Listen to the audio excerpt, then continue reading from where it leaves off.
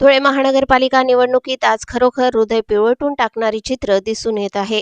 आपल्या समाजाची सेवा करण्याची शपथ घेणारे उमेदवार, लोकशाहीवर विश्वास ठेवून उभे राहिलेले हे चेहरे आज माघार घ्यावी म्हणून विविध प्रकारच्या दबावांना सामोरे जात आहेत। शिवसेना व राष्ट्रवादी पक्षाकडून आरोप केला जातोय की काही उमेदवारांवर पैशांचे, धमक्यांचे आणि राजकीय दबावांचे ओझे टाकले जात आहे। इतकेच नव्हे तर काही ठिकाणी उमेदवार डोळ्यात पाणी घेऊन माघारीची तयारी दाखवत आहेत। हा अश्रूंचा ओघ फक्त भावनांचा नाही तर लोकशाहीवर झालेल्या जखमेचा पुरावा वाटतो।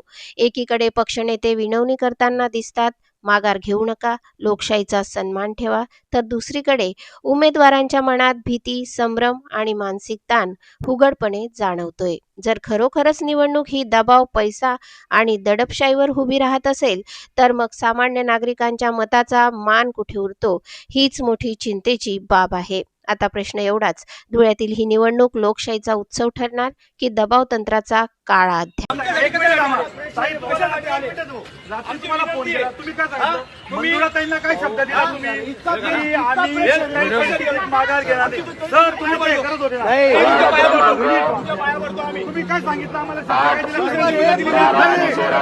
तुमच्या समाजाच्या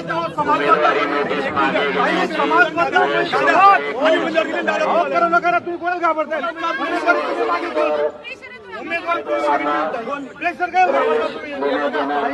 उमेदवारी माघार कशाला घेताय? शिवसेनेची उमेदवारी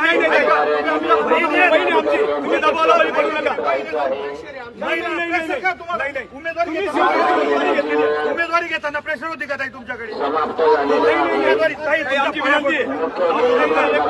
तुम्ही शिवसेनेची उमेदवारी घेतली आहे? तुम्ही उमेदवारी शिवसेनेची घेतलेली आहे, आमच्याकडे उमेदवारी आमच्याकडे घेतली होती ना? वेळ संपलेली आहे, संपली आहे। 3 महिन्याचा विषय नाही ताई, विनंती आहे, लढा लढा। हे आमच्या शिवसेनेच्या एबी फॉर्म दिलेल्या उमेदवार दिनेश भाऊंच्या मिसेस दिनेश भाऊ यांनी पैसे घेऊन कुठल्या पद्धतीने माघार घेतली? वहिनी साहेब, हे चुकीचं आहे।